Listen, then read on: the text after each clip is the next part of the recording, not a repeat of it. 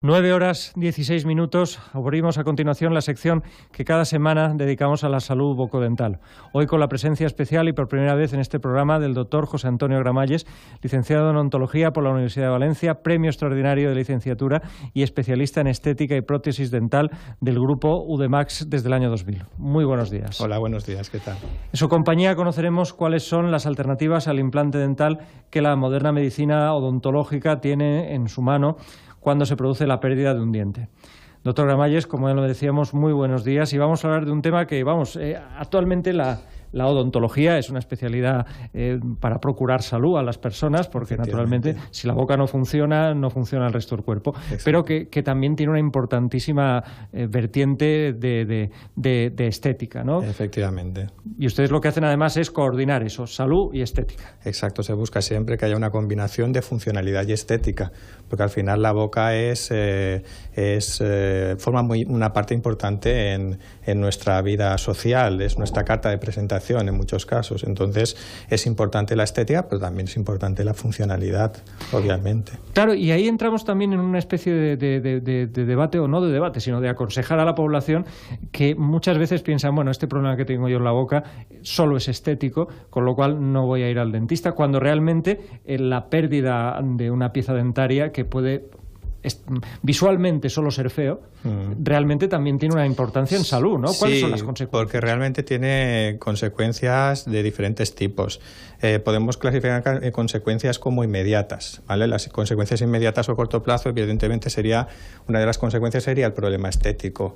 Evidentemente, tenemos claro que la pérdida de una pieza dentaria, sobre todo si es del sector anterior, una pieza anterior, pues compromete mucho la estética. Como ya hemos dicho, pues la estética y la imagen en general juegan un papel importante en la sociedad actual en la que vivimos, eso es evidente, y la sonrisa es una de nuestras primeras cartas de presentación de cara al público.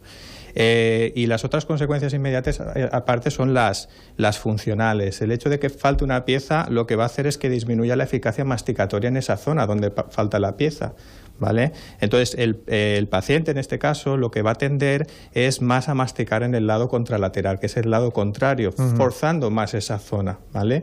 Aparte de eso, al no ser una masticación bilateral en la cual hacemos habitualmente que pasamos el bolo alimenticio de un lado a otro, lo que vamos a hacer es masticar solo por un lado. Y esa masticación unilateral lo que va a tener repercusiones a nivel de las estructuras musculares y las estructuras articulares que se van a ver forzadas, y eso provocará problemas articulares y musculares a la larga. Luego, las consecuencias un poco más tardías o a largo y medio plazo suele ser la pérdida del espacio protésico. Es el espacio que queda después de donde está la ausencia de la pieza. Lo que se va a producir es una ocupación por parte de las piezas vecinas, tratando de ocupar. Se mueven, hay una movilidad.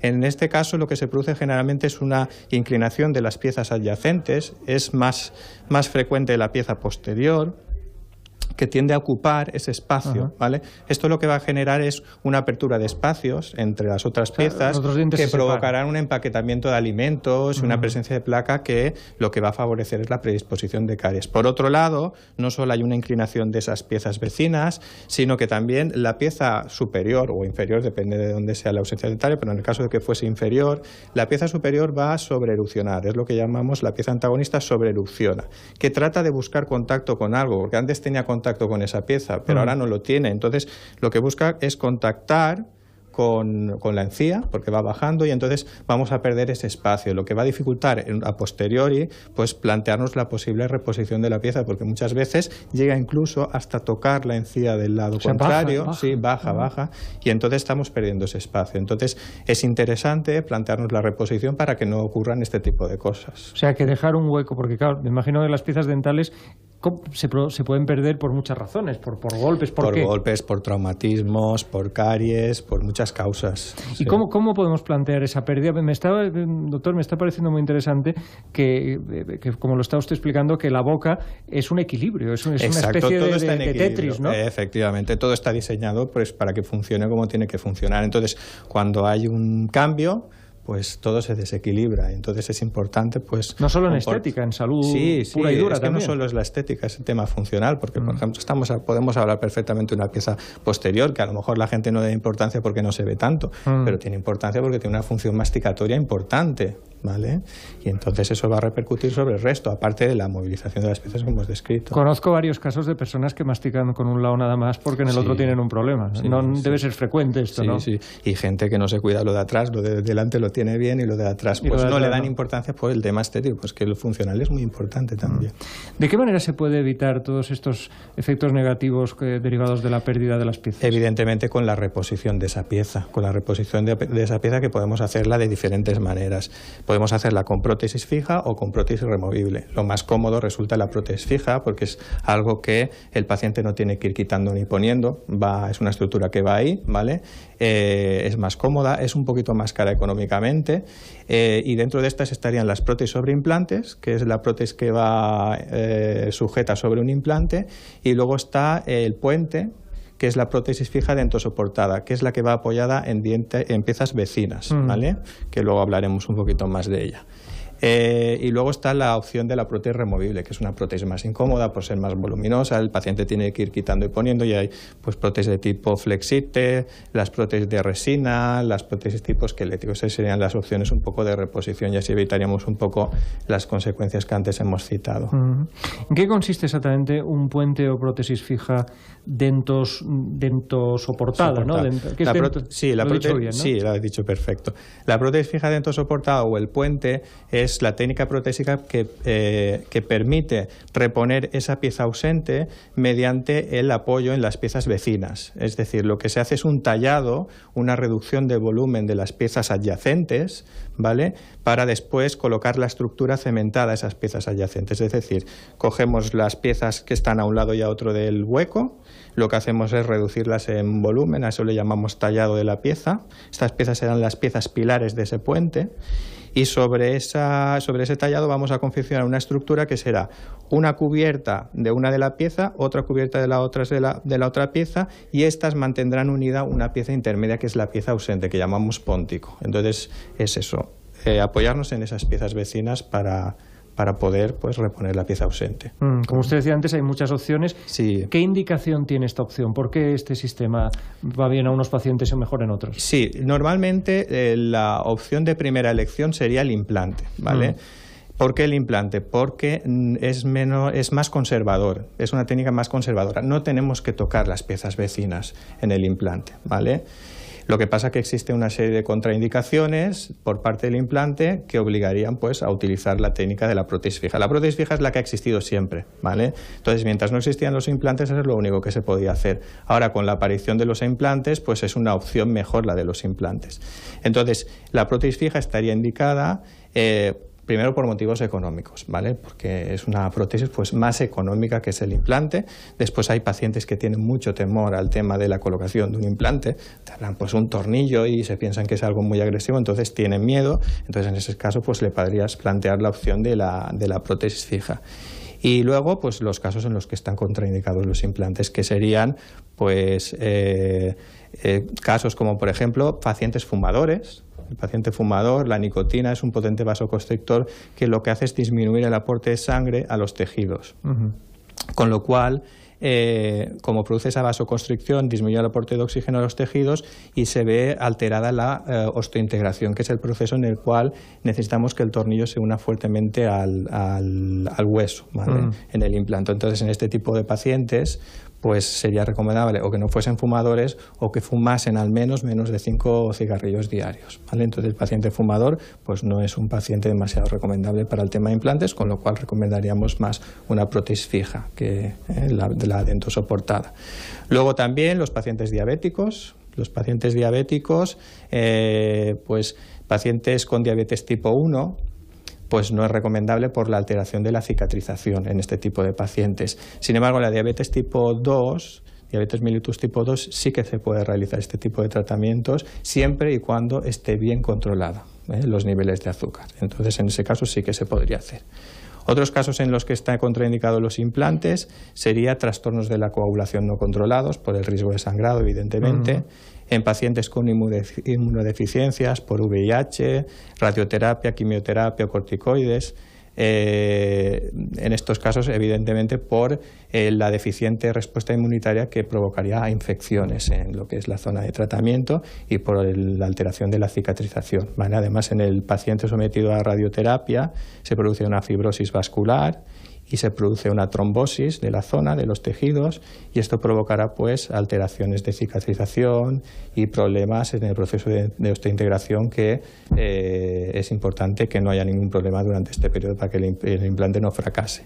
Sin embargo, en este tipo de pacientes sometidos a radioterapia sí que se puede esperar, al cabo de 6 meses de la última sesión, sí que se podría plantear hacer un tipo de tratamiento con implantes.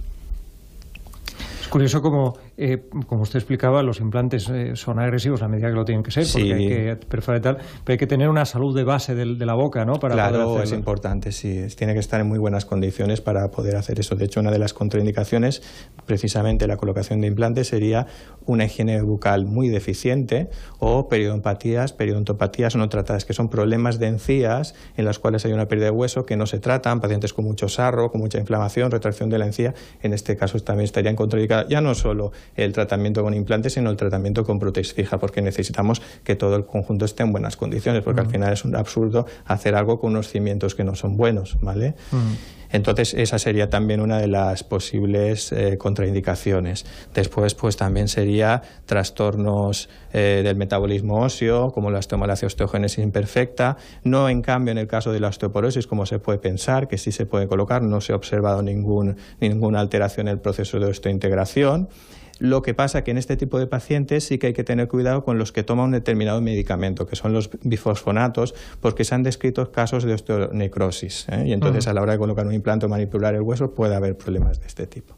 Y eso son básicamente un poco las indicaciones del puente. El hecho de que se contraindique un implante, que es la primera elección, pues implicaría pues tener que ir a la opción de la prótesis fija. Para los oyentes que nos estén escuchando y que estén interesados en estos temas, está claro, doctor, que ustedes hacen unas historias clínicas larguísimas cuando se trata de... Hombre, cuando viene un paciente. Es importante tener información, claro, información de ese tipo. Volviendo al tema entonces de que hay que poner un puente o un sistema de estos con puente, ¿cuáles son los materiales en los que se fabrican hoy en día estos puentes? Generalmente existen dos grandes grupos, lo que es el puente de metal porcelana, ¿vale? El cual consta de una estructura interna metálica, que es el que le va a conferir resistencia a esa estructura, ¿vale? Y esta va a venir cubierta por una porcelana, que es el que le va a conferir el aspecto estético.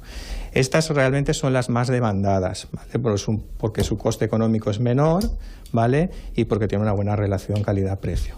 Y luego está los puentes de circonio. Los puentes de circonio son puentes, el circonio es un material con una resistencia bastante similar, que ha aparecido recientemente, bastante similar al de los metales, pero tiene la ventaja de que al ser una estructura blanquecina, la estructura interna, pues le va a conferir una estética mejor, una estética como más natural. Y dentro de este grupo últimamente ha aparecido el circonio monolítico, que como en el grupo de Max estamos pues al corriente de los últimos avances tecnológicos en el campo de la odontología y contamos con muy buenos laboratorios, pues estamos apostando fuertemente por esta técnica, que el circonio monolítico lo que hace es, a través de un ordenador, se hace un fresado de un bloque compacto de diferentes materiales, ¿vale? Con el cual se obtienen resultados muy buenos a nivel de estética y funcionales. Entonces estamos apostando fuertemente porque es un material de muy buena calidad y con muy buenos resultados. ¿Y tiene ventajas? Tiene ventajas con respecto al metal, porque al no tener interfaz entre los diferentes materiales que forman ese bloque compacto, lo que permite es hacer una preparación o tallado del diente mucho menor, no hay que ser tan agresivo con el diente, y no existe la posibilidad de que se produzca una separación de las diferentes capas, porque en el de metal porcelana en ocasiones puede haber un pequeño desprendimiento de la porcelana. Al ser materiales diferentes, pues puede suceder esto. Aparte de esto, el circonio en general, ya no solo el circonio monolítico, la ventaja que tiene también es que al no tener una estructura metálica, no provoca reacciones alérgicas, tal y como provocan lo que son los puentes de metal porcelana al tener metal en su composición. Bueno, tenemos que hacer un tratamiento de estas características. Imagino que muchos pacientes le preguntarán cuántas fases, cómo va a ser esto, porque toda esta complejidad requiere un trabajo importante. Claro. ¿No? Mira, la primera fase, la primera sesión clínica, lo que se hace es el tallado de las piezas, que consiste en reducir el volumen de esas piezas pilares que van a soportar lo que es el puente. Se toman las impresiones, que tomar los moldes para que el laboratorio pueda confeccionar ese puente. Se toma el color, evidentemente. Y entonces a partir de ahí pues ya podemos pasar a la segunda sesión clínica, en el cual pues es la que llamamos la prueba de metal o de núcleo de circonio, que el laboratorio nos envía esa estructura interna que le da resistencia al material, la probamos, miramos que ajuste perfectamente a lo que son los muñones que hemos tallado, para evitar que después puedan haber filtraciones o caries por debajo, que es una de las principales complicaciones de los puentes. Se comprueba que sea una estructura estable, se comprueba que haya suficiente espacio para la colocación de la porcelana, se mira básicamente ese tipo de cosas. Luego, en una tercera sesión clínica, lo que se hace es la prueba del bizcocho, que es esa estructura interna que le daba resistencia, vendrá cubierta de porcelana, pero esta porcelana todavía no será una porcelana pulida, ¿vale? Será una porcelana mate. Ahí lo que buscamos es comprobar que todo ajusta perfectamente, que la estética es correcta, es decir, que los dientes tienen el color y la forma que nos gusta, y si vemos que todo es correcto, y también comprobamos que haya una buena oclusión, que haya un buen contacto con las piezas antagonistas. Si todo eso es correcto, pues ya pasamos a la siguiente sesión. ¿Pero les dan un bizcocho o no? Si el paciente se porta bien, de vez en cuando se lo damos. ¿Por qué se llama la prueba del bizcocho? No sé, se llama así. Se llama así, ¿no? Sí, ¿Sabías es que para comprobar que funcionaba? No sé exactamente cuál puede ser el origen un poco de por qué se le llame así. Pues esto ahora lo tendré que investigar. A ver. Sí, porque si no se lo pedirán. A ver, sí, yo vengo por el bizcocho, exacto.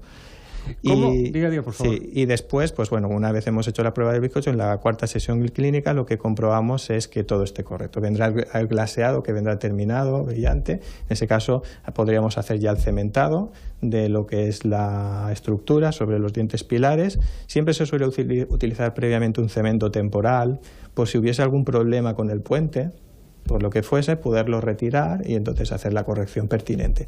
Si vemos que todo está correcto, pues luego en una próxima revisión ya se sustituye por un cemento definitivo. Y esas serían un poco las fases. En el caso del circonio monolítico, la ventaja que tiene es que se pueden reducir esas visitas, ¿vale? Porque como se obtiene a partir del fresado de una estructura compacta de diferentes materiales, pues no habrá una estructura interna y después una cubierta de porcelana, sino que nos vendrá toda la estructura terminada. Entonces, pues generalmente, en el mejor de los casos, se puede solucionar con 3 sesiones, que sería la primera sesión, la del tallado de las piezas y toma de impresiones, ¿vale? Y en la segunda sesión ya tendríamos terminado lo que es el puente de circonio monolítico, y la tercera sesión simplemente sería la de la revisión. Con pocas sesiones pues tendríamos listo, con lo cual el paciente contento, porque cuanto menos venga a la consulta... Sí, aunque es ese atavismo, ¿no? Cuando ahora el dentista ya no duele como dolía antes, pero la gente suele tener todavía temor de venir al dentista. Doctor, todo esto habrá que cuidarlo, ¿no? ¿Cómo hay que cuidarlo? Pues sí, hay que cuidarlo. Mira, hay que ser muy cuidadosos, al igual que con nuestras piezas naturales.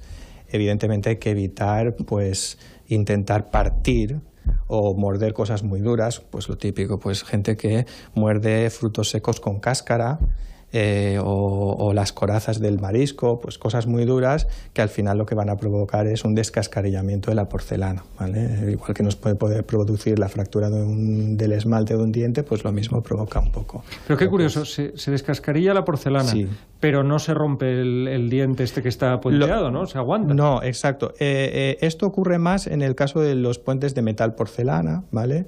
Por la diferente composición de los puentes de metal porcelana. Y entonces lo que se puede hacer en esos casos, en el caso que se produzca una fractura de este tipo, depende de dónde se produzca la fractura de este tipo, pues si no compromete la estética, no se produce una zona en la cual se produzca empaquetamiento de comida, se puede intentar pulir esa zona, es suficiente con pulirlo. Porque la estructura interna sigue, como si dijéramos, recubriendo esos márgenes del diente que hemos tallado, con lo cual no existe riesgo de que se pueda producir filtración, porque lo que ha habido es como si dijéramos una eliminación de esa capa superficial. La estructura interna sigue estando. Entonces, en los casos se puede pulir. Si se compromete la estética o se produce en una zona donde se favorece el empaquetamiento de comida, entonces se puede intentar la reparación, pero eso siempre va a ser un poco más deficiente. En el peor de los casos pues sería cambiar el puente si se produce una fractura importante. Y doctor Gramalles, nos quedan segundos, pero hay que preguntar para que nuestros oyentes lo sepan. Esto luego además hay que hacerse, por bien que vaya, hay que hacerse revisiones periódicas, ¿no? Obviamente hay que hacerse revisiones periódicas, sí, y es muy importante la higiene. Muy importante la higiene, igual que nuestros dientes naturales, pues hay que cepillarse 3 veces al día. Tenemos que hacer el cepillado de las caras vestibulares y palatinas, que son las caras accesibles al cepillo, que son las caras que dan hacia la mejilla, los labios y hacia la cara, hacia el paladar y hacia la lengua. Eso lo haremos con el cepillo dental, insistiendo bien en los márgenes de las coronas, porque es por ahí donde se pueden producir filtraciones, que son caries que se desarrollan por debajo, ¿vale? Que estas pueden ser muy agresivas, pueden incluso llegar a decapitar el diente. Si la pieza está endodonciada, que es una pieza que tiene el nervio muerto y no tiene sensibilidad, pues la caries va progresando y no nos damos cuenta. Entonces llega un momento en que puede producirse una decapitación total, entonces ahí ya perdemos lo que es el puente. Entonces es importante eso, el cepillado bien de esa zona. Después la zona del póntico, que es la zona de la pieza falsa que está entre los 2 pilares, en la zona por debajo, entre ella y la encía, es fácil que se acumulen restos de alimentos que pueden fermentar y después provocar mal olor y halitosis. Entonces en estos casos lo que se recomienda es utilizar un hilo dental especial que se llama Superfloss, que tiene un extremo rígido, que actúa como enhebrador, que permite pasar por debajo de ese póntico. También cuenta con una zona como más esponjosa o expansible que permite limpiar perfectamente esa zona. Y ahí debemos de insistir sobre todo en los márgenes de las coronas para evitar que se pueda producir esa filtración. Y luego en los espacios que queda con los dientes vecinos, también hay que limpiarlos con ese mismo hilo, con el Superfloss. Y en caso de pacientes que tienen un problema de encías con una retracción de la encía, que se crean más espacios entre los dientes, ahí podríamos pasar incluso cepillitos interproximales. Incluso se puede recomendar en pacientes que se les acumulan muchos restos de alimentos la utilización de irrigadores bucales tipo Waterpik o no sé, incolutorio para retirar cualquier resto que se pueda acumular ahí. O sea que ya salen de la consulta además con este entrenamiento. Sí, se les dan, claro, exacto, un poco se les entrena también o se les indica cómo deben higienizarlo porque después requiere un mantenimiento, unas revisiones periódicas semestrales, pues para poder detectar pues eso, filtraciones que se han podido desarrollar o para detectar si ha habido un descementado y hay cierta movilidad del puente que puede provocar el riesgo de filtraciones, comprobar que no existe inflamación de las encías, que no haya ningún tipo de ulceración porque se haya roto un trocito de la porcelana y roce en lo que es la mejilla o la lengua, pues mirar un poco ese tipo de cosas. Doctor José Antonio Gramalles, del Grupo Demax, muchísimas gracias por sus palabras que nos han abierto, por lo menos a mí, creo que a nuestros oyentes, un poco la perspectiva de una técnica que no solo es estética, pero que por supuesto también es estética, pero que además condiciona y mejora la salud de nuestra boca. Muchísimas gracias y hasta luego. Muchísimas gracias a ustedes y gracias por invitarme. En Canal 4 Radio no presumimos